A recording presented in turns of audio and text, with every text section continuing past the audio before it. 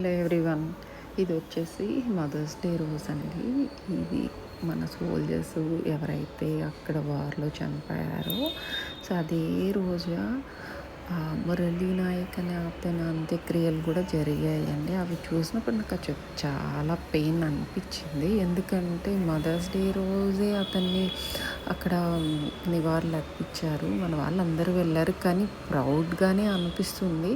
వాళ్ళ మదర్, నిజంగా చెప్తున్నాను, ఆ సన్ని ఆ రోజు కోల్పోయింది, కానీ వాళ్ళ సన్ వాళ్ళ మదర్కి ఎంత పెద్ద గిఫ్ట్ ఇచ్చారంటే ప్రపంచంలోనే ఎవ్వరు ఇవ్వలేనంత గిఫ్ట్. అతను నివాళికి ఎన్ని వేల మంది వచ్చారో, ఎంతమంది అతనిని హక్కును చేర్చుకున్నారో నిజంగా అనిపించింది నాకు.